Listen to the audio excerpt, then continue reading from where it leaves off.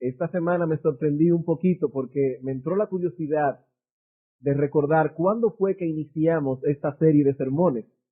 Y tengo no sé si la buena costumbre o la mala costumbre de escribir las fechas en los mensajes. Y nosotros iniciamos esta serie el 5 de enero de 1992, aunque parezca mentira. Ha sido una serie muy accidentada, pero gracias al Señor que hemos podido estar hablando durante más de año y medio esporádicamente acerca de estas cosas que tienen que ver con la crianza de nuestros hijos. Y cuando nosotros iniciamos esa serie, aquel 5 de enero del 92, hicimos una aclaración que queremos repetir otra vez. Al venir delante de ustedes a tratar este asunto de cómo moldear el carácter de nuestros hijos, no lo estamos haciendo como expertos en educación infantil, porque sencillamente no somos expertos en educación. Y aunque al igual que muchos de ustedes también somos padres, tampoco estamos aquí para compartir y mucho menos para imponer nuestras propias experiencias en ese sentido. También nosotros los pastores estamos aprendiendo a través de la palabra cómo criar a nuestros hijos en el temor de Dios. ¿Es acaso inútil la experiencia? No, la experiencia es extremadamente útil, pero solo cuando es regulada por la palabra de Dios y cuando es usada para reforzar o ilustrar la enseñanza que extraemos de esa palabra.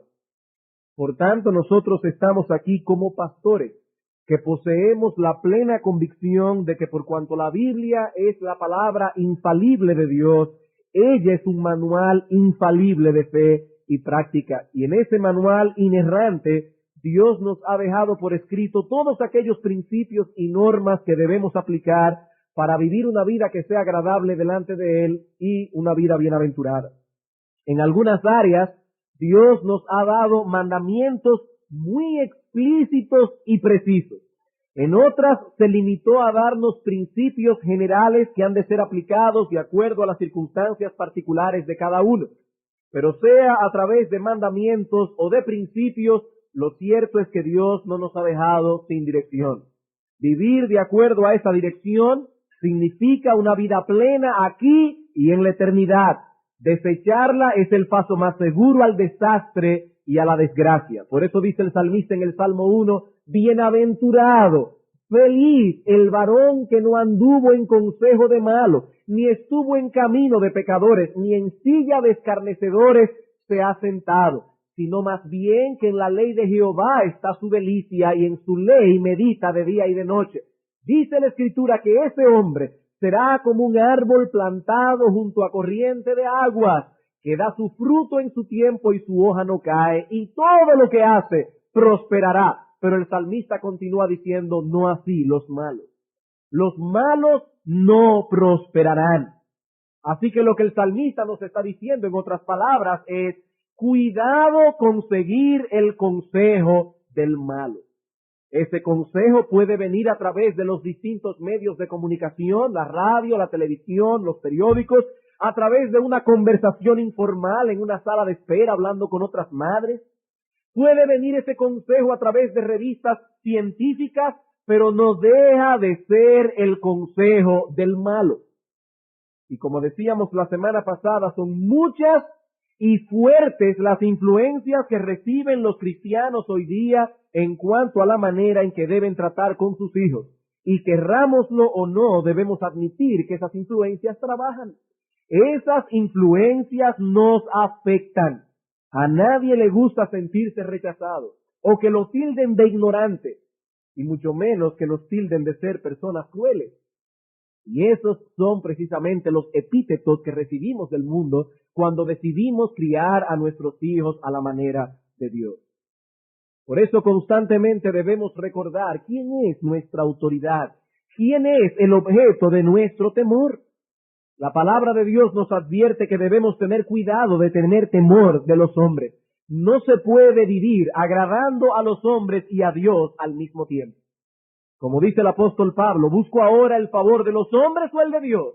¿O trato de agradar a los hombres? Pues si todavía agradara a los hombres, no sería siervo de Cristo. Gálatas 1:10.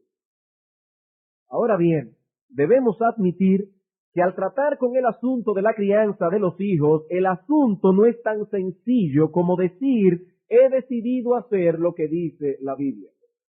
Aquellos padres que han tomado esa decisión de obedecer a Dios antes que a los hombres, saben que en ocasiones no es fácil determinar cuál es el curso de acción correcto en cada caso. Aunque tenemos la Biblia, no es fácil. Estoy seguro de que todos los padres que están aquí presentes han pasado por ese trance de perplejidad. ¿Qué hago ahora? ¿Qué hago ahora? ¿Cuál es el principio que debo aplicar? Nos gustaría contar con un manual de crianza que diera directrices específicas para cada caso. ¿Cuándo pegar? ¿Cuándo reprender? ¿Cómo se supone que debo hacerlo? Pero lo cierto es que ese manual no existe. Ni siquiera la Escritura enfrenta el problema de ese modo. Como decíamos al principio, en la Biblia tenemos mandamientos muy específicos respecto a ciertas cosas. Pero en otras lo que encontramos más bien son principios generales. Y Dios intentó abarcarlo todo a través de esos principios generales. Pero a veces no es tan fácil discernirlos. A veces no es tan fácil saber qué hacer. ¿Qué hacer en cada circunstancia en particular? Y lo que vamos a hacer hoy es tratar de establecer un marco de referencia que pueda ayudarnos al aplicar las enseñanzas generales que vimos la semana pasada. Y nuestros encabezados en esta tarde son los siguientes. En primer lugar, veremos las ocasiones en que debemos aplicar la vara. Y en segundo lugar, los principios que deben gobernarnos a la hora de aplicar la vara. Comencemos entonces con nuestro primer encabezado. Ocasiones en que debemos aplicar la vara. Pero antes de pasar a considerar este asunto, debemos ponerlo primero en su correcta perspectiva. Como decía hace un momento, la Escritura no fue escrita como un manual exhaustivo donde se desglosan todos y cada uno de los casos con que los padres se enfrentarán criando a sus hijos. Tal manual sería tan extenso, pero tan extenso, que sería casi imposible de escribir y de leer. Casi imposible de escribir y de leer. Repito que el Señor no trató con este asunto de ese modo, sino más bien a través de principios generales. Al hablar entonces de las ocasiones en que debemos aplicar la vara, lo que pretendemos hacer no es un desglose de todas las situaciones específicas en que la vara debe ser usada. Eso no podría hacerse en un sermón, ni en 15, ni en 20. No podría hacerse sencillamente. Y digo esto porque no quisiera crear expectativas que no vamos a llenar. Pero sí queremos que estos principios nos provean un buen marco de referencia que nos permita, con la ayuda del Señor en cada momento, porque cada momento vamos a necesitar la ayuda del Señor, casi para cada caso, o sin el casi, para cada caso, pero que por lo menos estos principios nos ayudan a aplicar una disciplina juiciosa.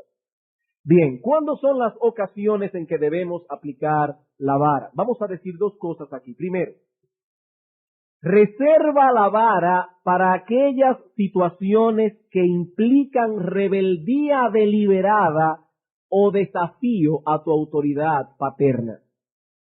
Reserva la vara para aquellas situaciones que implican rebeldía deliberada o desafío a tu autoridad paterna. La vara ha sido diseñada específicamente para sujetar la voluntad de nuestros hijos y por lo tanto debe ser usada en aquellas situaciones en que nuestros hijos se están rebelando deliberadamente o están desafiando nuestra autoridad paterna. Al menos ese es el ejemplo que vemos en Dios en las Sagradas Escrituras. En el Antiguo Testamento hay solo dos pasajes en que se menciona la vara en el contexto del trato de Dios para con su pueblo. Esos dos pasajes son Salmos 89:32 e Isaías capítulo 10, versículo 5. Vamos a ver el primero, Salmos capítulo 89, versículos 30 al 32. Salmo 89, versículos 30 al 32.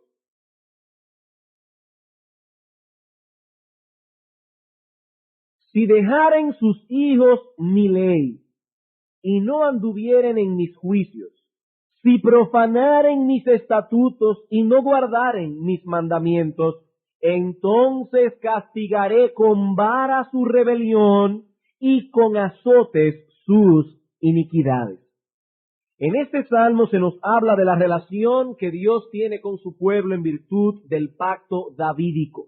Y se representa esa relación usando la figura de Dios como Padre y el pueblo de Israel como su Hijo. Y es en ese contexto que Dios advierte a los suyos que Él no pasará por alto sus rebeldías, sino que los castigará con vara. En el idioma hebreo existen varias palabras para expresar la idea de pecado, y la que se usa aquí es una muy fuerte y específica. Significa rebelarse, rehusar deliberadamente someterse a la autoridad. Dice el Señor, yo castigaré con vara su rebelión. Esa palabra se usa en ciertos pasajes del Antiguo Testamento para hablar de revoluciones armadas. Por ejemplo, en primer libro de Reyes, capítulo 12, versículo 19, es usada para relatar la revuelta creada por Jeroboam contra la casa de David cuando Israel quedó dividido entre el reino del norte y el reino del sur. La Biblia de las Américas traduce este texto de la siguiente manera. Primera de Reyes 12, 19. Así Israel ha estado en rebeldía contra la casa de David hasta hoy. También aparece en el segundo libro de Reyes 1:1, en 3:5 y en 3:7 para hablar de la rebelión de Moab con Israel. Sin excepción, cuando se usa ese término, el problema envuelto es falta de sumisión. El hecho de que alguien está bajo autoridad, pero rehúsa o se rebela deliberadamente contra la directriz del que está en autoridad. Una directriz que debe ser clara y razonable.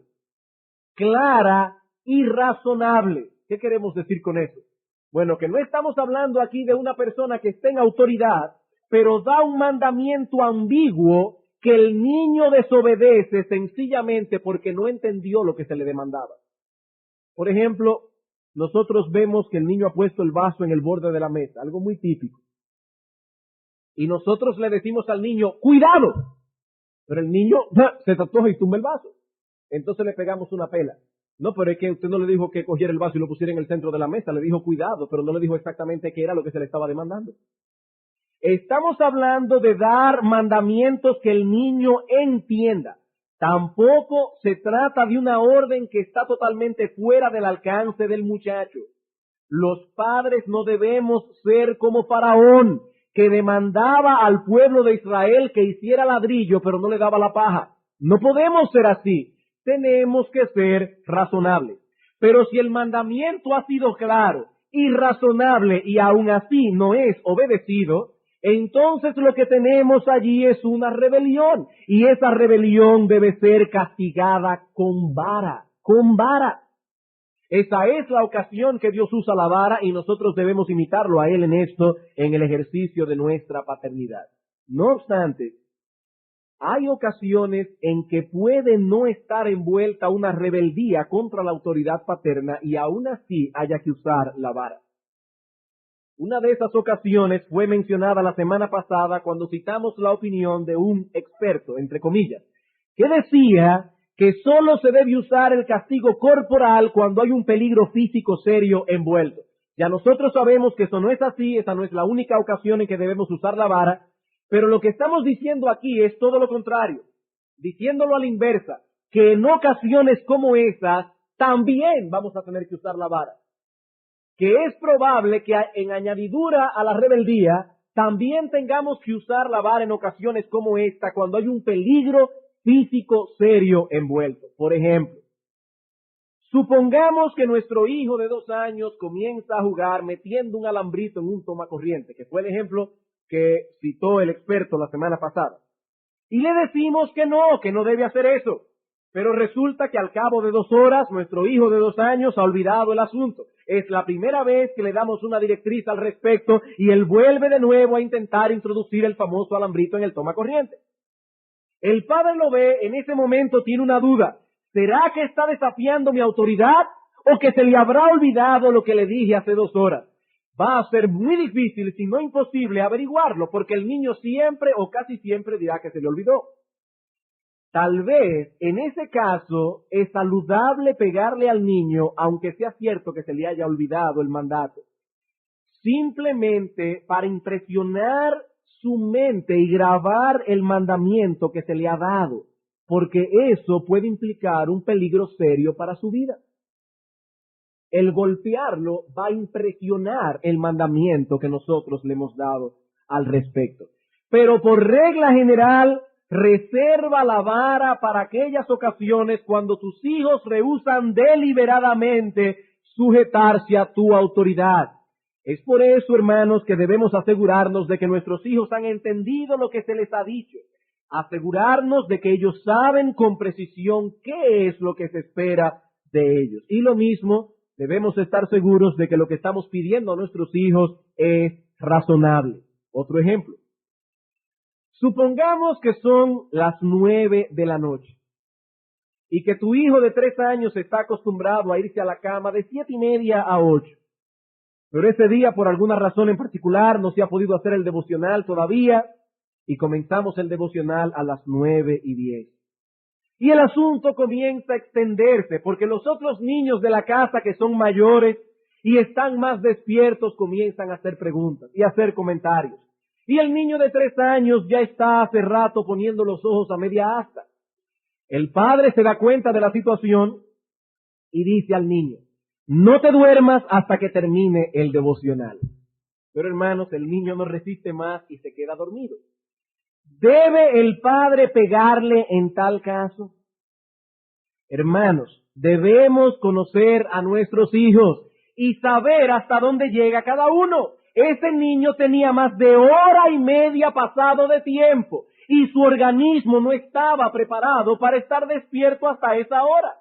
Debemos asegurarnos de que ha habido un desafío deliberado contra nuestra autoridad. Un caso similar al anterior, pero que sí implica una desobediencia, es el del niño que usted manda a dormir una siesta el domingo en la tarde para que pueda estar despierto durante el culto, pero él decide quedarse jugando en su cuarto. Es muy probable que ese niño se quede dormido en medio de la prédica, aunque yo sé que eso depende mucho de la contextura y de la edad del niño. Pero el asunto aquí es que hubo una orden clara y razonable que fue violada. Ese niño debe ser castigado, aunque no se duerme en el culto, si se duerme doblemente castigado. ¿Por qué? Porque nos ha desobedecido deliberadamente. Así que en esto, una vez más, debemos cuidarnos de los extremos. Hay padres que ven rebeldía en todas partes. Hay otros que no la ven en ningún lado. Y hay otros que, si bien ven la rebeldía y desobediencia de sus hijos, no solo están dispuestos a aceptar excusas de parte de ellos, sino que en algunos casos son ellos mismos los que proveen la excusa. Y eso no debe ser. Yo quisiera leer algo aquí que Bruce Ray escribió al respecto, y les pido que tengan paciencia porque sé que es una cita un poco extensa, pero tan atinada. Dice el señor Ray aquí: la corrección bíblica debe ser aplicada según expectativas razonables. Otra vez vemos aquí que el modelo para toda nuestra corrección como padres debe ser la disciplina que Dios aplica para corregir a sus hijos espirituales. El Salmo 103, 13 y 14 declara: como el padre se compadece de sus hijos, se compadece Jehová de los que le temen, porque Él conoce nuestra condición, se acuerda de que somos polvo. Dios es razonable, Dios conoce nuestra condición. Hemos de tener ideas claras acerca de la constitución de cada uno de nuestros hijos. Cada uno es distinto y único en lo físico, espiritual y emocional. Hay muchos factores individuales que deben ser considerados cuando tratamos con cada uno de nuestros hijos. No son borregos, hermanos. Son seres humanos con personalidades distintas. Por ejemplo, debemos preguntarnos, ¿son físicamente capaces de estar a la altura de lo que esperamos de ellos? ¿Son bastante altos, bastante fuertes? ¿Es su coordinación adecuada para lo que le pedimos? Eso no solo se aplica a los pequeños que están aprendiendo a andar y a usar sus músculos. En la transición entre la niñez y la edad adulta, muchos adolescentes pasan por un período equivalente de torpeza física. No todo vaso vertido en la mesa del comedor es el resultado de un descuido. Algunas veces es falta de coordinación física. Y hacer sentir al niño como un estúpido por eso, hermanos, es una estupidez de parte nuestra. Como padre hemos de poder discernir la verdadera causa. ¿Se portó Jaimito con descuido? Ese nombre de Jaimito lo usó él, no yo, para que ningún Jaime aquí se sienta mal. O pasa por este periodo de torpeza física, de modo que a veces tropieza con las mesas o deja caer las cosas. Hemos de ser observadores y conocer el desarrollo y grado de perfección posible en las actividades de nuestros hijos. Pero noten aquí el balance. Este principio, sin embargo, no debe ser usado como excusa para evitar la disciplina. Con demasiada frecuencia estamos dispuestos a decir que nuestros hijos no pueden entender o hacer lo que les decimos que hagan. Y él pone dos ejemplos aquí que para mí son típicos. Ni el cansancio, ni el que no se encuentren del todo bien dentro de límites sensatos deben ser considerados eximentes de la influencia santificadora de la vara. El cansancio o el no encontrarse bien pueden ser factores contribuyentes, pueden tender a hacer al niño lento o difícil, pero la desobediencia debe ser considerada con todo como una manifestación básica de la naturaleza del pecado, y toda manifestación de la naturaleza del pecado debe ser corregida. Un fallo en mantener la vara bajo estas circunstancias va a producir uno de estos dos resultados. En primer lugar, el niño va a aprender a fingir cansancio o enfermedad a fin de evitar un azote cuando es desobediente. Y creo que muchos padres hemos pasado por esa experiencia. Por lo menos yo he pasado por esa experiencia como padre. Algunos van a transformarse en actores incipientes pero convincentes. Incluso cuando él no lo finge, es posible que nosotros estemos preparándonos para hallar excusas para él, nosotros mismos como padres, para no meternos en el lío. Oh, está tan cansado hoy, no voy a azotarla. Sally, no hagas esto más. Hermanos, Dios nos permite pecar cuando tenemos sueño. El pecado es pecado, aunque el niño no haya dormido siesta, aunque sean las 10 de la noche. El pecado es pecado, la rebelión es rebelión y debe ser castigada. En general, caemos en esto cuando nos sentimos avergonzados por el comportamiento de nuestros hijos y buscamos alguna forma de escape. Esto es un error serio, porque el niño va a aprender que no se le azota cuando está cansado o no se siente bien. Entonces, cuando se desobedece y ve venir a la madre con la intención de disciplinarle, dirá, ay mamá, me duele la cabeza, o papá, estoy cansado, y procurar de ese modo escaparse de la vara. El cansancio o la enfermedad no son excusas aceptables para una conducta pecaminosa.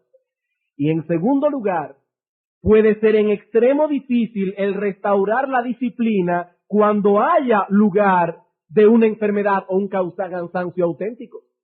Y el autor lo que sugiere aquí es que quizá la firmeza del azote debe ser más blando si el niño está enfermo. Pero la aplicación de la vara debe ser consecuente para que no haya ninguna manera de escape. Para que no haya escape. Así que la primera directriz es esta. Reserva la vara para aquellas situaciones que implican rebeldía deliberada o desafío a tu autoridad paterna. La segunda directriz es la siguiente. Debes reconocer que la vara no es una cura para todas las faltas, debilidades y pecados que descubras en tus hijos. La vara no es una cura para todas las faltas, debilidades y pecados que descubras en tus hijos. Algunos padres parecen pensar que todas las debilidades de carácter y pecado que hay en los hijos son manifestaciones de rebeldía contra la autoridad, pero eso no es cierto. Algunas de esas faltas surgen del egoísmo de nuestros hijos, o de su pereza, o de su desorganización, o de su espíritu altamente defensivo, o de una tendencia al chisme o a la deshonestidad. Y los padres debemos lidiar con todas esas cosas, no debemos pasarla por alto. Y en algunos casos tendremos que lidiar estos problemas usando la vara. Por ejemplo, al tratar con la mentira. Puede ser que al mentir no haya envuelto una rebeldía contra nuestra autoridad, pero la mentira debe ser castigada. Sin embargo, hay otras cosas que no necesariamente deben ser tratados con esa misma severidad. Y la pregunta que muchos padres hacen es la siguiente. Al tratar con esas faltas, pecados y debilidades de carácter, ¿cuándo limitarnos a reprender? ¿Cuándo restringir privilegios? ¿Y cuándo pegar? Bueno, debo reconocer que no es fácil responder esta pregunta.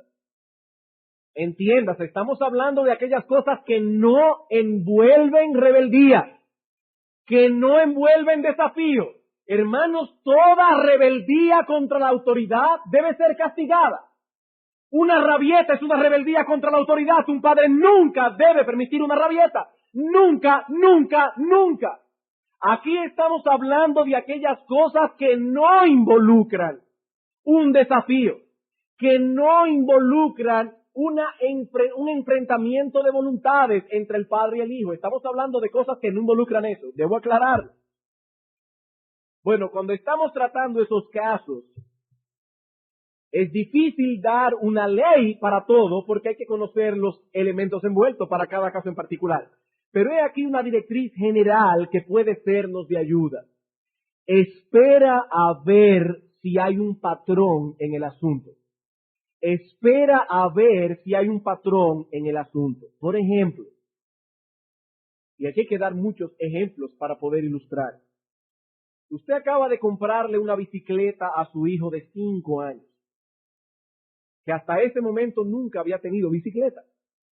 Y usted cariñosamente le pide que haga un esfuerzo por cuidarla.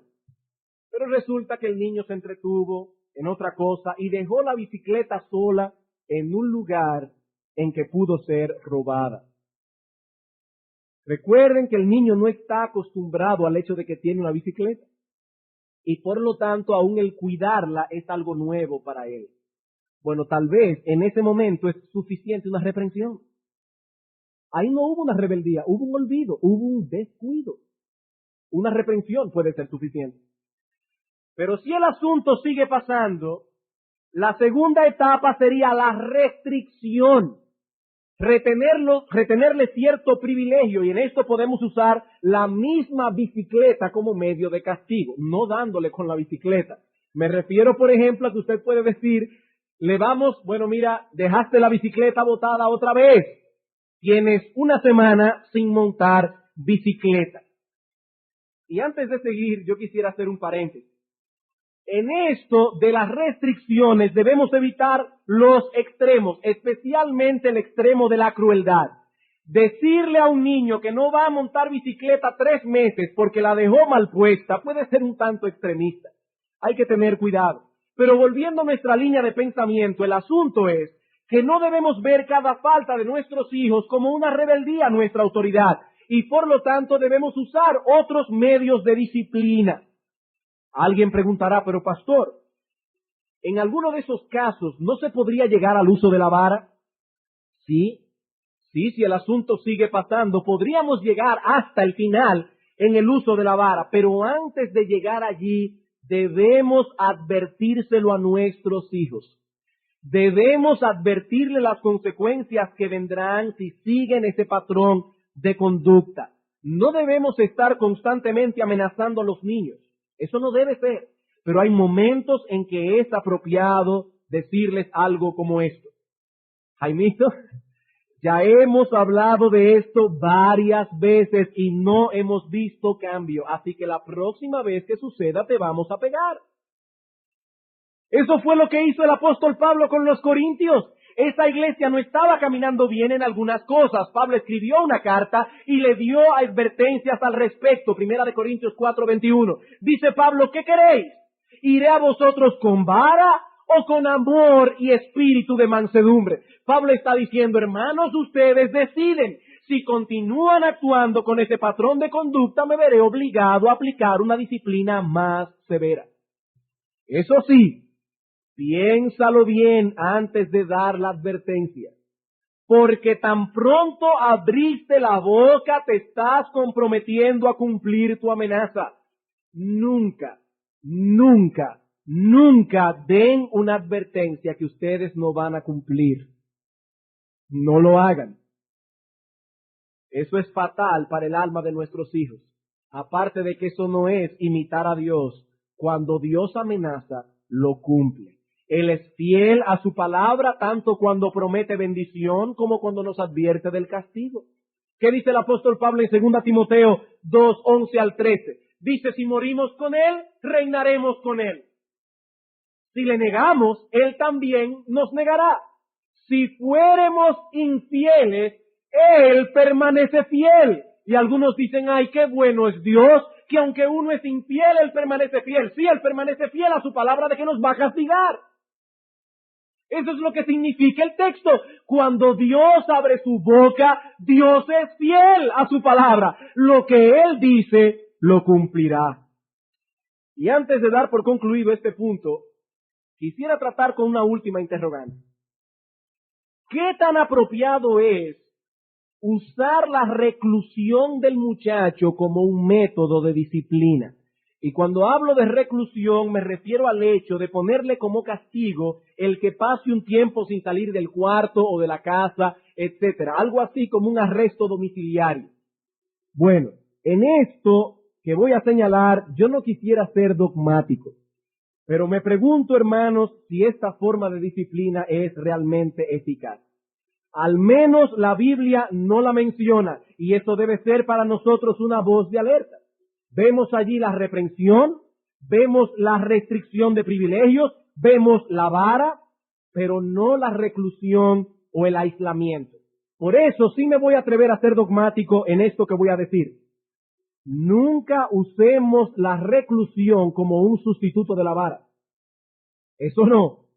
Donde ha habido una rebeldía deliberada a la razonable y clara directriz de los padres, el castigo corporal debe ser empleado.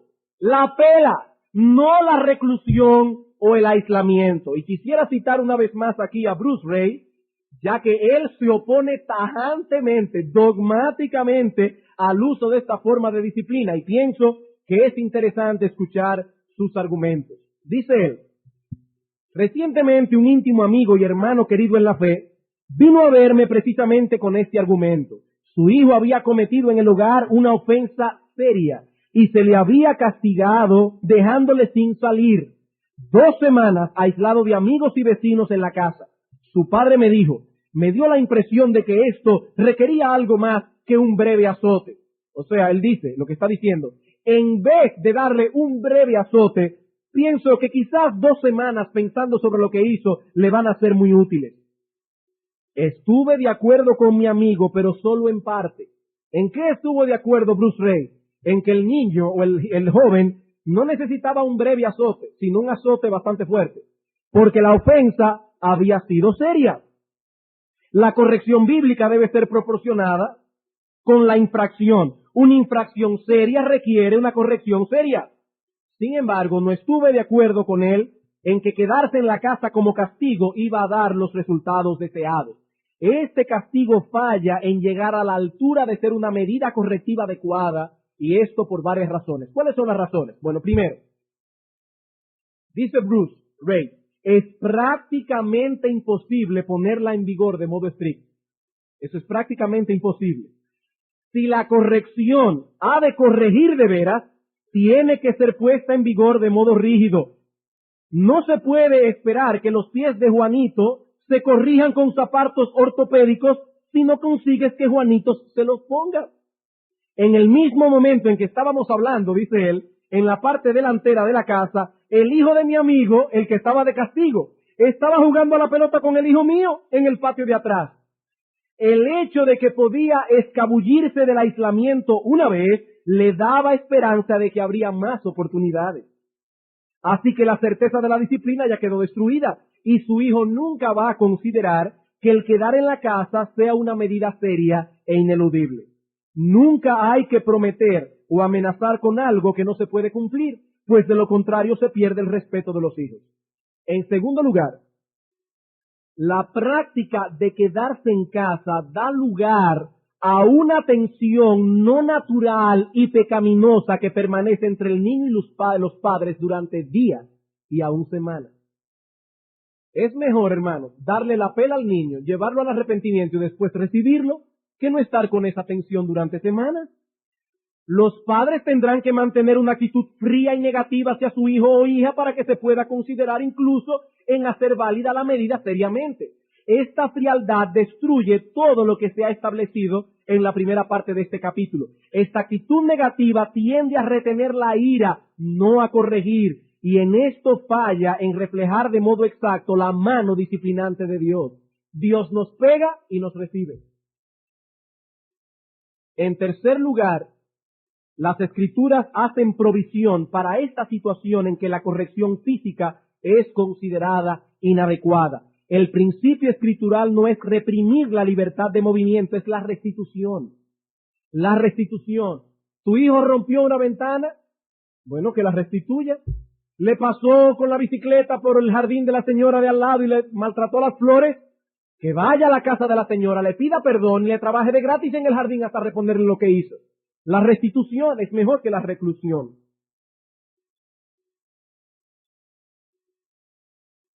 Bueno, una última cosa dice aquí, la restitución exige una respuesta inmediata, personal y apropiada, en tanto que la inmovilización proporciona solo tiempo para cavilar, a lo mejor planes para hacer las paces o para vengarse. Entonces, en ese sentido, el señor Ray no está de acuerdo con la reclusión y yo pienso que sus argumentos son bastante válidos. Es mejor usar la vara. Bien, habiendo considerado nuestro primer punto, ocasiones en que debemos usar la vara, veamos ahora en segundo lugar, principios que deben gobernarnos a la hora de usar la vara. Principios que deben gobernarnos a la hora de usar la vara. Hay ciertas personas que dicen, pastor, yo he estado aplicando lo que se ha predicado aquí. Estoy usando la vara, pero no me está dando resultados. Hay algo que está fallando en todo esto. Bueno, en algunos casos el problema es simplemente que se tienen expectativas irrealistas. Se espera que una pela resuelva todo el problema de rebeldía de nuestros hijos, pero eso no es así. Ni una pela, ni 2, ni 10 van a resolver el problema para siempre. Por eso debemos seguir el ejemplo de constancia que vemos en Dios. Hebreos capítulo 12, versículos 5 al 10. Hebreos capítulo 12, versículos 5 al 10.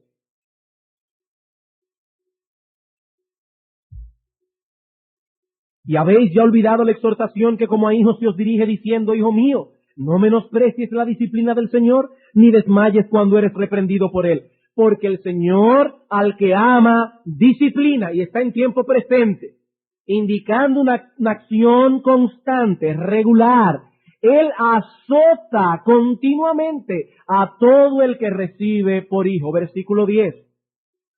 Los padres terrenales ciertamente por pocos días nos disciplinaban, como a ellos les parecía, pero este, es decir, Dios, para lo que nos es provechoso, para que participemos de su santidad. Dios no se cansa de pegar. Así que no cometamos el error de esperar ver mucho en poco tiempo.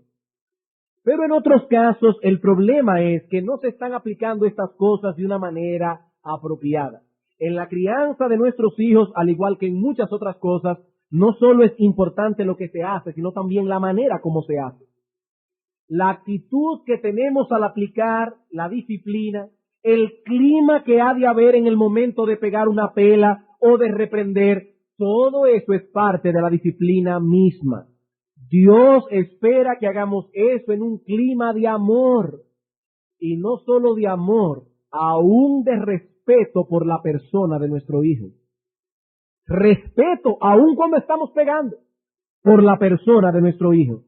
La Biblia dice que Dios al que ama disciplina, y eso implica no solo que la disciplina es una consecuencia de su amor para con nosotros, sino también el hecho de que al disciplinarnos No importa cuán fuerte sea la disciplina, Dios lo hace con amor. Él lo hace con amor. Descargar nuestra ira y frustración sobre nuestros hijos no es disciplina. Eso es un desahogo pecaminoso. Nuestros hijos deben saber que no estamos agradados con su conducta, que no tomamos a la ligera lo que han hecho, pero también deben saber que los disciplinamos en perfecto control de nuestras acciones, que el castigo corporal que ejercemos sobre ellos no es producto de nuestra impaciencia, de nuestra falta de dominio propio, sino más bien de nuestro amor y preocupación por ellos. Ellos deben saber eso. Pero les prometo que este asunto lo vamos a tratar luego con más amplitud. Más adelante nos ocuparemos de estas cosas. Recuerden que esta serie tiene 3 bloques, cuyos nombres todos comienzan con M.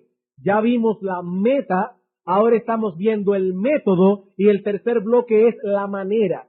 Y en ese momento vamos a hablar de todo esto con más amplitud. Ahora solo queremos dar 5 directrices, créanme que breves, 5 directrices que nos ayuden a la hora de aplicar la vara en la disciplina de nuestros hijos. ¿Cuáles son esas directrices? Primero, usa la vara lo suficientemente fuerte como para lograr el propósito de la vara. Ya hemos dicho que el castigo corporal tiene como propósito sujetar la voluntad de nuestros hijos. Por tanto, la vara debe ser usada lo suficientemente fuerte, lo que se necesite para que lleve a cabo este propósito. No debemos llegar al extremo del abuso infantil, ni tampoco seremos tan suaves que nuestros hijos no sientan que se les está pegando. Si el niño tiene un pañal de eso, 2 pañales puestos y usted le pega, probablemente él ni se enterará. Y esa no es precisamente lo que queremos hacer. El autor de Hebreos nos dice que la disciplina no es causa de gozo, sino de tristeza. La disciplina debe quebrantarnos, debe producir el dolor que es necesario para el verdadero arrepentimiento. Cuando el castigo corporal es aplicado correctamente, no debe causar risa ni ira, ninguna de las dos cosas, sino tristeza y quebrantamiento. ¿Qué tan fuerte debemos pegar? Lo suficientemente fuerte como para lograr eso. Quebrantar la voluntad de nuestros hijos. Y hasta que esa voluntad no es quebrantada, eso significa que la vara debe ser usada más fuerte. Para lograr esto hay 3 elementos que son importantes. Primero, que al aplicarla estemos en control de nuestras emociones. Porque si estamos airados, es probable que peguemos más duro de lo que tenemos que pegar. Segundo, que usemos el instrumento correcto. Recuerden que es una vara, no un garrote, no un bate, es una vara. Un pedazo de madera, y cuando digo pedazo de madera me refiero a algo así, por ejemplo, como una regla que usaban los maestros antes. ¿Recuerdan una regla? Una paleta de ping-pong, una correa. Eso es lo que estamos hablando. Hay padres que utilizan instrumentos que pueden hacerle daño físico al niño. No se debe usar ningún instrumento que pueda hacer daño físico. Y tercero, que peguemos en el lugar correcto. Que peguemos en el lugar correcto. La Biblia no habla de pegar en la cara o en otros lugares que puedan causar daño físico. Dice que la vara es para las espaldas del necio. Y debo aclarar que la espalda tampoco significa donde está la columna vertebral.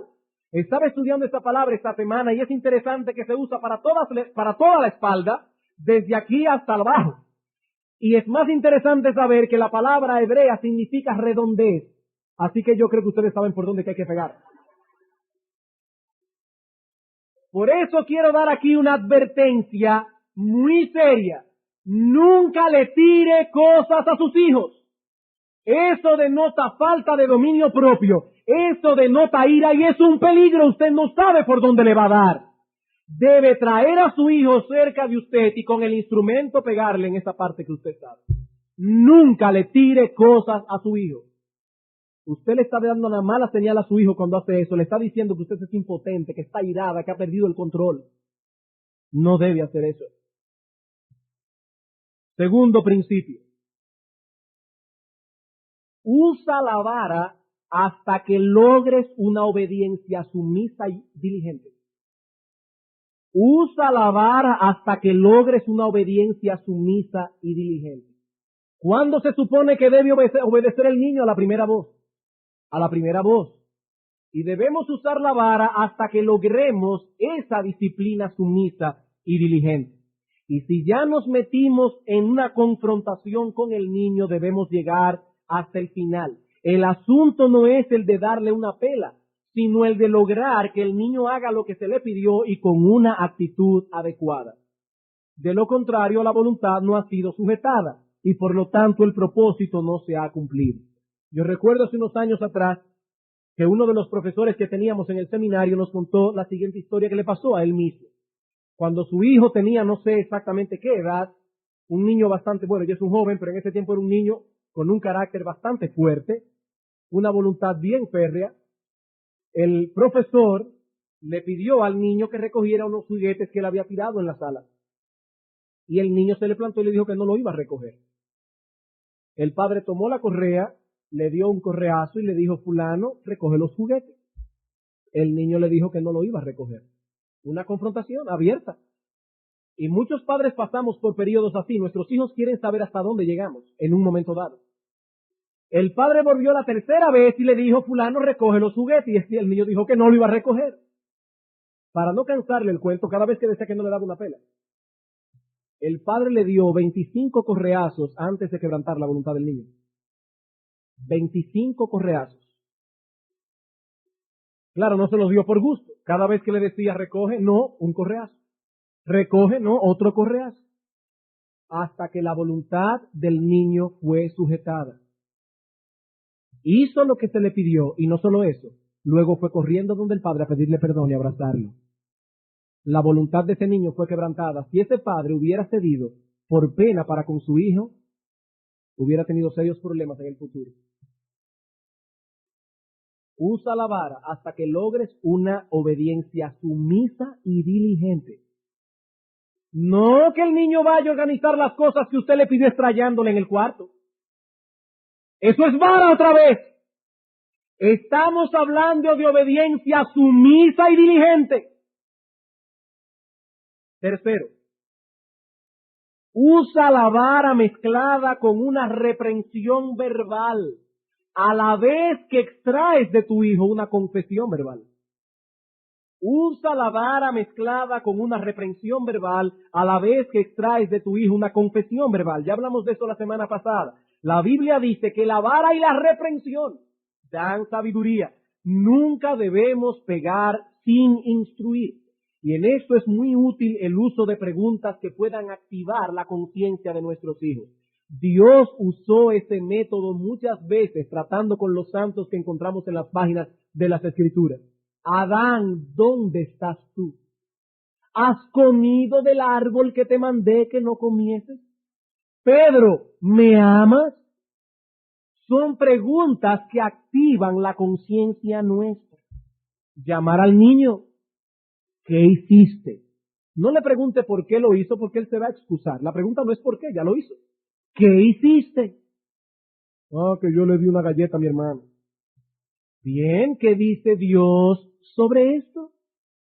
De acuerdo a la Escritura, ¿qué tú hiciste mal? ¿Qué sucede cuando desobedeces? ¿Qué debo hacer yo como padre que estoy bajo la autoridad de Dios? ¿Y qué debes hacer tú en el futuro? Hermano, si usted le pega a su hijo y no lo instruye, no necesariamente usando esas preguntas, pero si usted le pega y no hace lo que estas preguntas quieren dar a entender, usted no está haciendo nada. Nada absolutamente. Estamos hablando de que la vara y la reprensión debemos instruir a nuestros hijos en justicia. Pero esas preguntas no solo activan la conciencia de nuestros hijos, sino que también nos da tiempo para calmar nuestras emociones y nuestra impaciencia. Hablando con nuestros hijos, nuestra alma se va poniendo en su lugar, de modo que a la hora de pegar ya estamos en el perfecto control de nuestras emociones. Pero recuerda que todo esto causará un sentido de culpa en ellos. Lo que estamos haciendo es levantando en ellos un sentido de culpa. No debemos dejarlos así. Después que ese sentido de culpa ha sido levantado, ahora tenemos que trabajar con ese sentido de culpa. Debemos ayudarles a descargarlo. ¿Cómo? Guiándolos a confesar sus pecados y pidiendo perdón a Dios y a los hombres. ¿Qué dice el apóstol Pablo? Yo procuro tener una buena conciencia delante de Dios y delante de los hombres. Y cuando el niño pida perdón a los que ha ofendido y sobre todo pida perdón a Dios, su conciencia es descargada. Y es hasta ahí donde tenemos que llegar. Cuarto, usa la vara con diligencia. Usa la vara con diligencia. No te canses de disciplinar. Proverbios capítulo 13, versículo 24.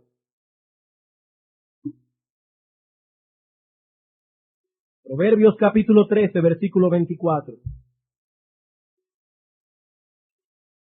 El que detiene el castigo a su hijo aborrece. Ay, pastor, pero es que yo estoy cansado, eso es pela y pela. El que detiene el castigo a su hijo aborrece, mas el que lo ama desde temprano lo corrige. Y la idea es, lo hace con diligencia. Hermano, hermana, no te hagas como quien no lo vio, porque tú lo viste y tú sabes que él hizo algo mal. Tampoco le pongas excusa a la rebeldía de tu hijo, ni uses sustitutos. Se rebeló, vara. Aunque estés cansado, aunque hayas llegado del trabajo y lo último que quieres es una confrontación, vara. Recuerdo que un pastor amigo me contó que en su casa, cuando la cosa se ponía seria, tenían un sistema bien extraño de tratar con la rebeldía del muchacho, sobre todo de su hermano más pequeño, que parece que era un poco tremendo. Cuando el muchacho quería algo y no se lo daban, el individuo comenzaba a llorar, a llorar, a llorar, a llorar. Eso es una rebeldía. Llora, llora, llora. Y entonces la hermana lo que hacía era que pasaba por delante del muchacho y así descuidadamente le dejaba caer un paquito. Y entonces el muchacho seguía.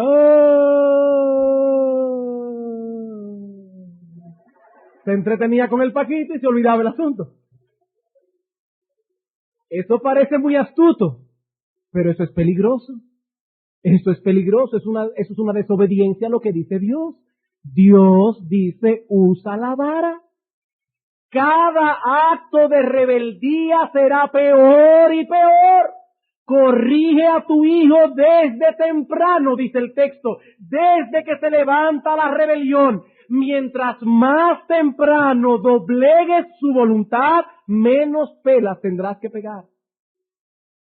Yo sé que al principio son muchas, pero después serán menos si eres diligente.